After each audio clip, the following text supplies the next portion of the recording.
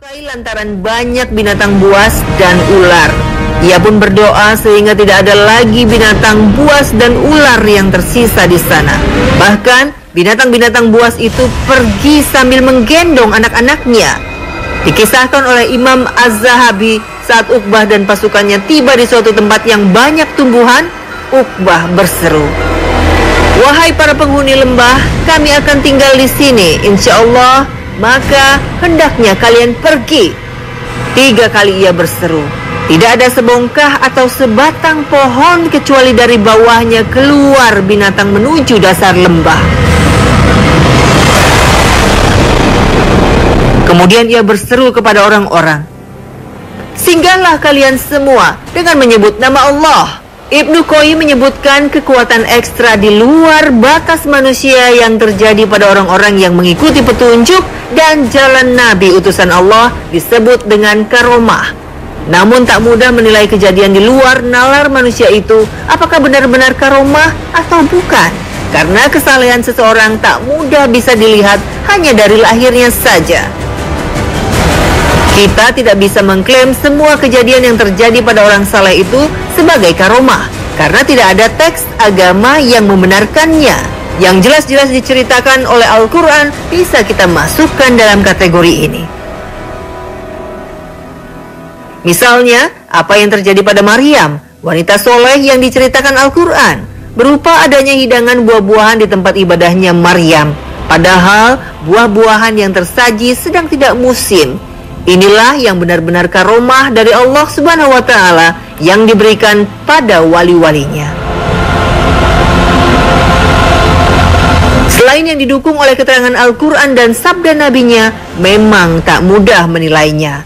Meski banyak cerita yang beredar dari kalangan generasi soleh tentang kejadian-kejadian di luar akal manusia, itu sebabnya perlu kehati-hatian tinggi dan harus ada parameter yang jelas. Apakah korikul ada atau peristiwa di luar batas akal manusia yang terjadi pada seseorang itu bisa disebut karomah atau tidak.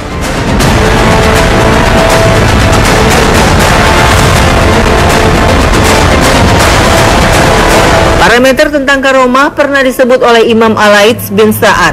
Ia mengatakan, "Jika kalian melihat seseorang berjalan di atas air, maka janganlah kalian tertipu olehnya hingga kalian menimbang perkaranya di atas Al-Quran dan As-Sunnah." Artinya, kejadian luar biasa yang terjadi pada seseorang hendaknya jangan terburu-buru menyebutnya sebagai karomah, tapi harus dicermati sejauh mana orang tersebut berpedoman pada Al-Quran dan Sunnah dalam hidupnya. Mendengar perkataan Imam Al-Laits ini, Imam Syafi'i bahkan berkomentar, "Al-Laits rahimahullah masih kurang. Bahkan jika kalian melihat seseorang berjalan di atas air dan terbang di atas udara, maka janganlah terpedaya olehnya hingga kalian menimbang perkaranya di atas Al-Quran dan As-Sunnah." Pernyataan Al-Imam Asy-Syafi'i rahimahullah sangat tegas. Untuk mengukur kewalian yang benar, maka harus ditimbang dengan Al-Quran dan As-Sunnah. Al-Hafiz Ibnu Hajar Al-Asqalani menjelaskan semua ini dengan gamblang. Sesungguhnya yang terpatri di kalangan orang awam bahwasanya keajaiban atau kesaktian menunjukkan barang siapa yang melakukannya adalah termasuk wali-wali Allah. Dan ini merupakan kesalahan dari orang yang mengatakannya, karena sesungguhnya keajaiban atau kesaktian terkadang muncul melalui tangan orang yang berada di atas kebatilan, seperti tukang sihir dan dukun. Karenanya, orang yang hendak menjadikan kesaktian sebagai bukti kewalian membutuhkan pembeda. Dan pembeda yang paling utama yang mereka sebutkan adalah dengan menguji keadaan pemilik kesaktian atau keajaiban tersebut. Jika orang tersebut berpegang teguh dengan perintah-perintah syariat dan menjauhi larangan-larangan syariat, maka keajaiban tersebut merupakan tanda kewaliannya. Dan barang siapa yang tidak demikian, maka keajaiban tersebut bukanlah tanda kewalian.